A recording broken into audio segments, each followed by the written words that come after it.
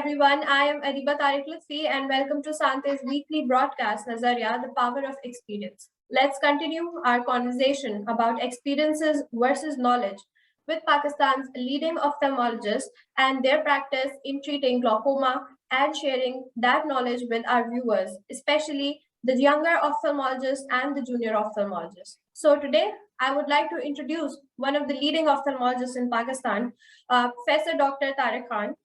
He is a professor of ophthalmology at Akhtar Saeed Medical and Dental College, Lahore. He is a former consultant at LRBT Hospital, Lahore. He is also a consultant at Farooq Hospital, Lahore. So now let's introduce and welcome Professor Dr. Tariq Khan at Nazariya. And Assalamu alaikum, Professor Tariq. How are you doing today? And what do you have to say about sharing experiences with the junior ophthalmologists? Thank you very much for inviting me on this forum. Because of this COVID, we have been lacking our teaching to the younger ophthalmologists and to the other doctors. You are not having the conferences. I think this is a very good idea by the Nazariya that we are able to convey our messages, our experience. Especially, we are going to discuss the glaucoma today for a younger lot and who are going to be the consultants in our next generation. And these are the people who are going to treat us. So we would like them to have a good knowledge regarding the topic we are going to discuss. And the topic of interest today is glaucoma. I've been working, practicing ophthalmology since 1990, and then I did my FCP in 1994. So since then, I've been working in ophthalmology.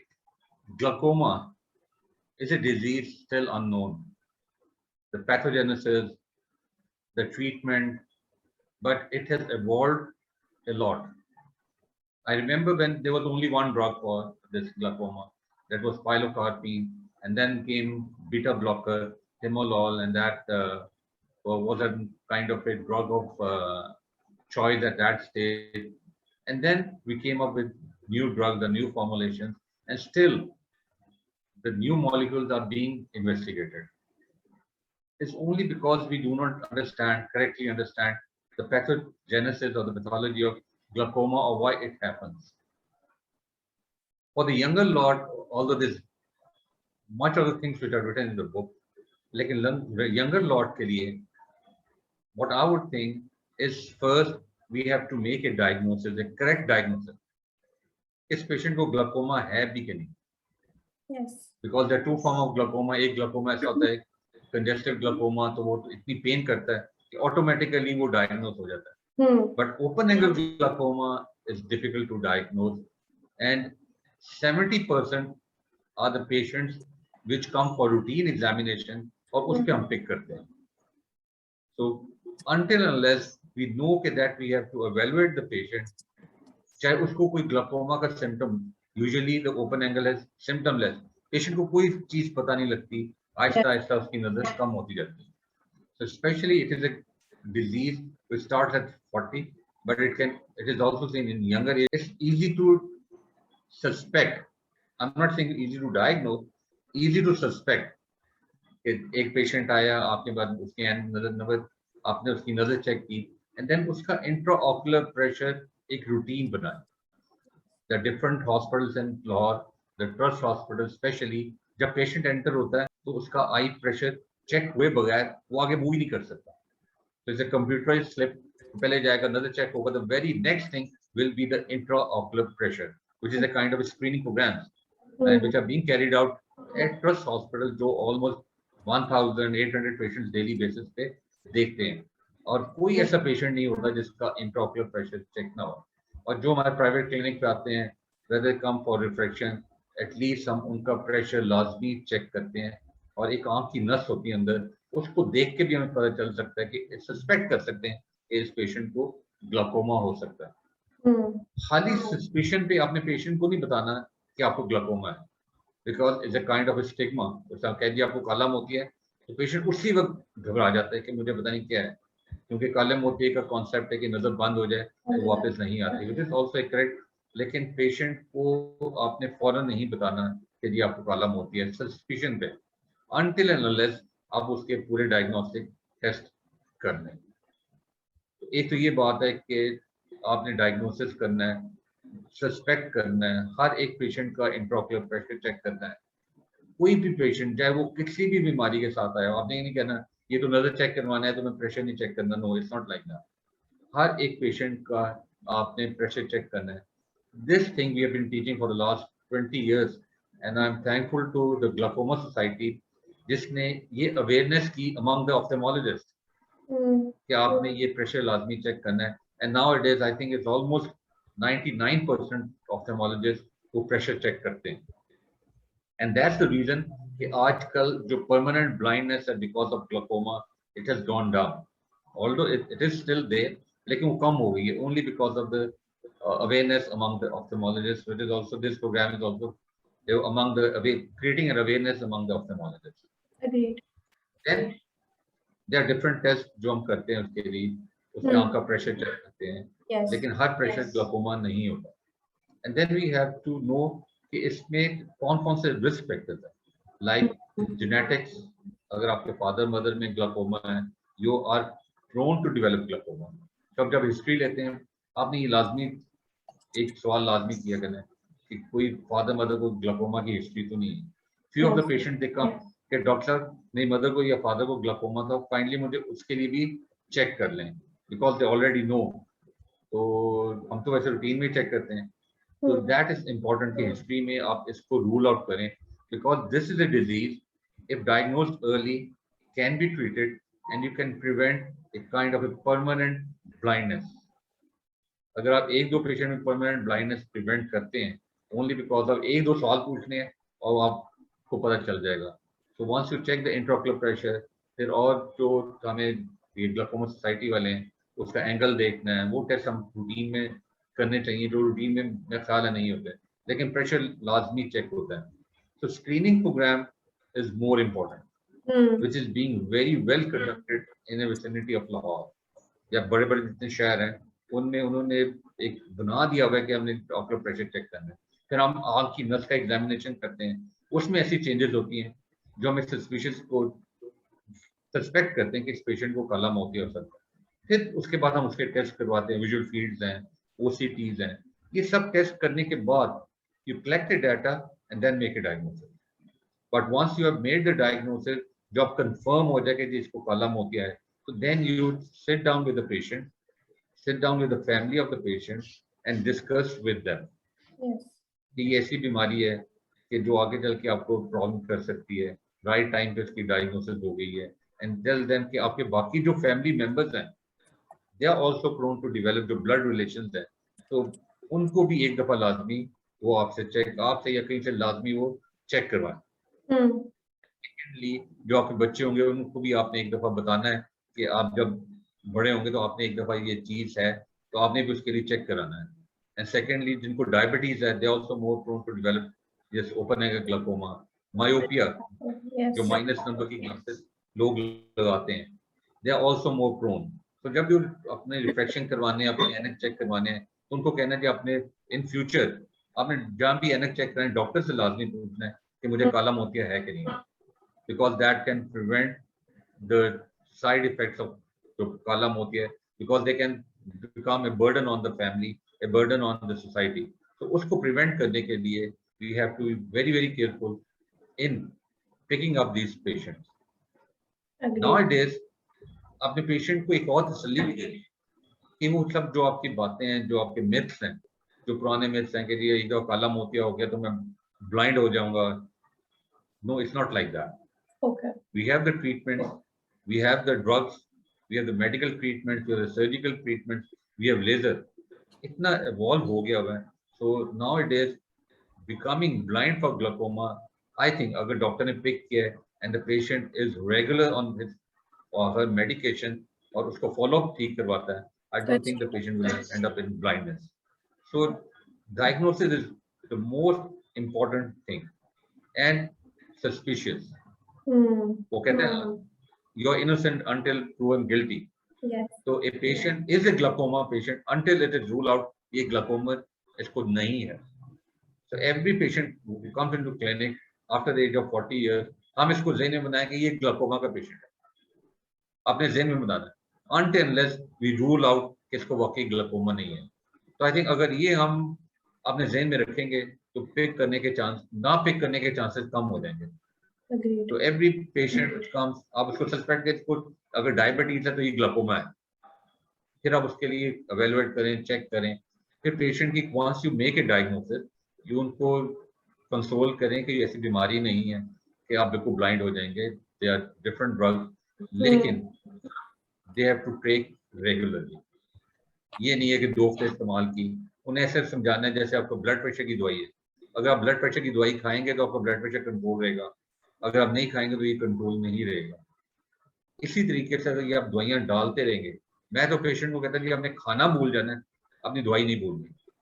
तो I mean they respond. इसमें सबसे important है कि patient की compliance, because these are expensive drugs. Sometimes patient उसको afford नहीं करता, trust hospital से अपनी दवाइयाँ ले आता है, वक्ती तौर पर खत्म होती हैं तो उन्होंने कहा उन्हें ये दवाई दी थी, and then they don't have the time to go for follow up, and then they lose their vision. लेकिन उनको समझाना है पहले दिन ही कि आपने रेगुलर फॉलोअप कराना है. ऑल्दो इस फॉलोअप कोई नहीं कि आपने रोजाना इसको चेक करना है. Once you made the diagnosis, you start the treatment, उसके बेसिक्स आपके टेस्ट हो गए तो एवरी 2 मंथ्स, 3 मंथ्स, 4 मंथ्स आप उसको बुलाएं, उसको चेक करें और उससे पूछें कि आपने दवाइयाँ इस्तेमाल की नहीं. Another important thing is we should maintain a record of these patients. तो पेशेंट का टेलीफोन नंबर नोट करें. Everyone has a mobile number nowadays. एक अलग हम रजिस्टर बना ले. अगर हमने कोई भी सदका जारिया ही करना है, एक रजिस्टर बनाएं, पेशेंट्स का नाम एंटर करें, उनके नंबर आप लिखते हैं, and after given period of time हम देखेंगे कौन नहीं चेक करवाने आए. You can always call them. आप अपने सिस्टम को इनको कॉल करें कि जी आपने काला मोतिया था, आपको दवाइयाँ डाल रहे हैं कि नहीं डाल रहे, अगर नहीं डाल रहे तो क्यों नहीं डाल रहे, और अगर डाल रहे हैं तो अपने फॉलोअप के लिए आना है. तो इस किस्म की चीजें I think we should be in contact with the patient. उनके मोबाइल नंबर नोट करें. आपने एक ड्यूटी लगा दें, इस पर कोई अपने जो असिस्टेंट है, इतने कोई ज्यादा चार्जेस नहीं होते हो, and that creates a confidence between the patient and the doctor कि जी डॉक्टर साहब जो है वो कंसर्न है हमारे बारे में. so patient becomes concerned about his or her disease also. So I think that kind of relation is very important between a doctor and a glaucoma patient. तो ग्लाकोमा ने खत्म नहीं होना, वो सारी उम्र ही रहना. तो थोड़ा सा भी अगर हम पेशेंट को हिम्मत दें, उन्हें कहिए आपने दवाइयाँ डालनी, थोड़ा सा उन पर चेक रखें by making a record, so I think patient will be happy and the doctor will also be happy and you can prevent the blindness. और एक किस्म का सदका जारिया ये. तो उसका रिटर्न ये ना कि पेशेंट हम टेलीफोन, आजकल जो टेलीमेडिसिन व्हाट्सएप पे हम कर रहे हैं कि जी वो फीस नहीं दे, तो ये ना सोचें. ये आप उनके लिए कर रहे हैं कि उनकी ब्लाइंडनेस को बचाने के लिए. और ड्रग्स आपने रेगुलर डालनी है. There different combination of drugs, specially I would like to congratulate Pakistani companies जो इन दवाइयों को काफी लो प्राइस पे बेच रही हैं. अगर इंटरनेशनल फॉरम पे देखें, these drugs are very expensive, but nowadays we can have a cheaper brand, Pakistani brand, which is very, very well effective, almost less than half the price. So I think we should promote our own companies. और कभी होगा कि मैं imported लिखूं, otherwise usually I write the local medicine और जो बड़ी effective भी. So if anyone, any question you have, I can always answer. And yes, of course. very thankful to जी ये हम एक मौका दे रहे हैं कि हम स्टूडेंट्स को एक मैसेज दे सकें, ऑप्थेमोलॉजिस्ट को, अंडर ग्रेजुएट्स को, क्योंकि ये ऐसी बीमारी जो एग्जाम्स के लिए भी इम्पोर्टेंट है. अगर आप एग्जाम्स में इसको नहीं पढ़ के जाएंगे, इसको अंडरस्टैंड नहीं करेंगे तो यू कैन फेल. तो एग्जाम की इम्पोर्टेंट है. आप एक नेकी भी कमा सकते हैं और इसको हमेशा रखें कि जी जो पेशेंट अंदर आए ये काला मोती है, until unless proven otherwise. Yes. आपने प्रोफेसर तारिक हमें जो है ना इतने अच्छी तरह से आपने राउंड अप करके एक्सप्लेन किया है कि कुछ आपने इम्पोर्टेंट चीजें जो है वो सब सजेस्ट कर दी हैं कि आपने मिसडायग्नोसिस का भी टॉपिक कवर कर दिया है, आपने सारी एग्जामिनेशन प्रोसेसेस और टेस्ट का भी कवर कर दिया है. You also mentioned के कौन-कौन से examinations जो है वो important होते हैं. So you have covered a lot of things in this introduction basically. And I think कि आपने जितनी अच्छे से कवर किया है उतना ही मुझे कम से कम क्वेश्चंस जो है वो मेरे हैं आपके लिए। तो एक और चीज मैं आपसे पूछना चाहूंगी, क्योंकि आप हमें बता रहे हैं कि ये इस तरह के पेशेंट्स आते हैं और कैसे हम डील कर सकते हैं, तो आप हमें ये भी शेयर करना चाहते हैं कि कोई केस ऐसा जो आपने डील किया हो जिससे आपको लगता है कि ऑफ्थल्मोलॉजिस्ट जो है वो लर्न करेंगे उस केस से, तो अगर आप शेयर करना चाहते हैं तो जरूर कीजिए हमारे साथ।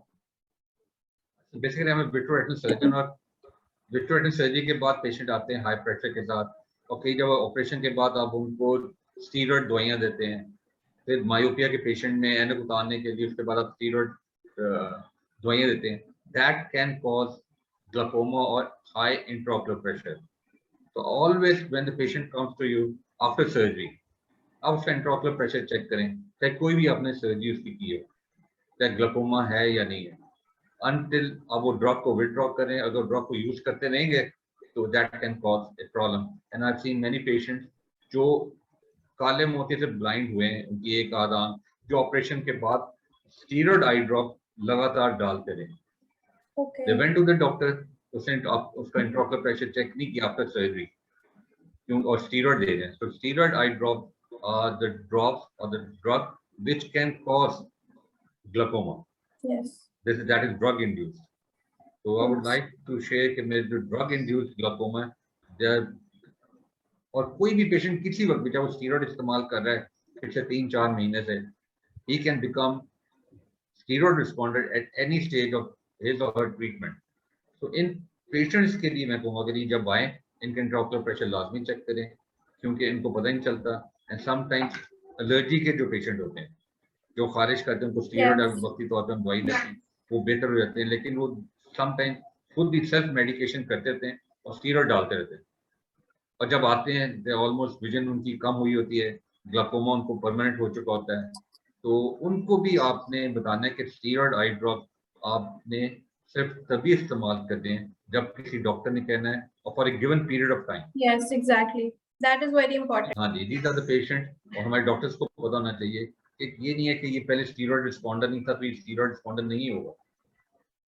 A patient who is not a steroid responder वो पेशेंट है जब आंखों में स्टीरॉयड डालें तो उनका इंट्राओकुलर प्रेशर ऊपर चला जाता है, उनको हम स्टीरॉयड रिस्पॉन्डर कहते हैं। अगर आपने 2-3 हफ्ते देखा है दवाइयाँ स्टीरॉयड इस्तेमाल कर रहा है, दैट डजंट मीन कि वो स्टीरॉयड रिस्पॉन्डर नहीं हो सकता, वो किसी वक्त भी स्टीरॉयड रिस्पॉन्डर बन सकता है at any stage of time.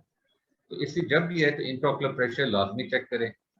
और ये केसेस हैं जो मैं देखता हूँ, कई दफ़ा आते हैं विद पार्शियल ब्लाइंडनेस, और फिर उनको जब मना करते हैं डॉक्टर साहब ने तो नहीं कहा था, फिर वो कहते नहीं कि हम बेटनीसोल, वन इज द ड्रग जो बेटनीसोल आम मिल जाती है लोगों को, थोड़ी सी खारिश हुई बेटनीसोल इस्तेमाल करते हैं।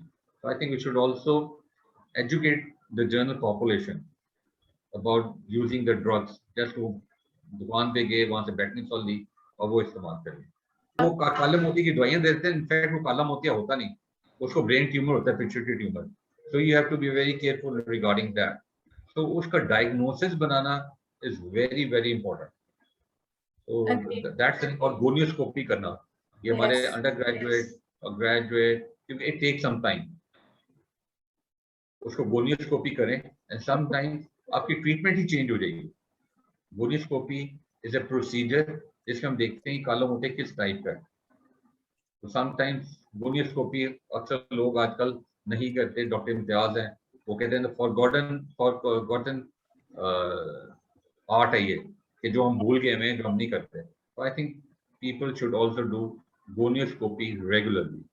ये मेरा पैगाम है यंग ऑफ्थल्मोलॉजिस्ट से। जी, सो आपने बहुत ही इम्पोर्टेंट टॉपिक कवर कर लिया इसमें कि हमारे स्टेरॉइड जो है वो जो ड्रग्स पेशेंट्स को हम दे देते हैं, तो उसमें आई थिंक ये इम्पोर्टेंट चीज ये है कि पेशेंट को पहले आप काउंसिल कर दें कि हमें ये एक ही दफा नहीं, हमेशा के लिए नहीं यूज करने, क्योंकि पेशेंट्स की आदत होती है कि एक दवा दे दी है उनको तो वो अपनी लाइफ लॉन्ग उनको लगता है कि अब ये बस यही यूज करनी है और इसी से ही सही हो गया। मैं उसको लिखता हूँ अपनी 10 दिन 7 दिन इस्तेमाल करना है या इतने दिन इस्तेमाल करना है, उसके बाद ये बोतल आपने घर से बाहर फेंक देनी, आपने दोबारा इस्तेमाल नहीं करनी। आई टेल एवरी पेशेंट, जो भी जिसको भी हम स्टीरॉयड स्टार्ट कर, this is very important, do anything, ये आप उनको बता दें बोतल आपने बाहर फेंकनी, दोबारा इस्तेमाल नहीं करनी, इससे काला मोतिया हो सकता है। एक सेंटेंस है जो आपने पेशेंट को बता देना, and then they are careful, फिर वो नहीं करते। और डिस्करेज कर देना चाहिए पेशेंट्स को कि बाजार से लेके ये दवाई जो डालते हैं, and they usually contain steroid, वो वक्ती तौर पे फौरन आराम आ जाते हैं, दे आर हैप्पी और they keep on using it. Yes, agreed. So ये आपने बहुत इंपॉर्टेंट मैसेज दे दिया है कि हमारी अवेयरनेस, पब्लिक अवेयरनेस के लिए भी, और doctors, if junior doctors if they ever miss this point, तो now they will not, because this is a very important thing I think.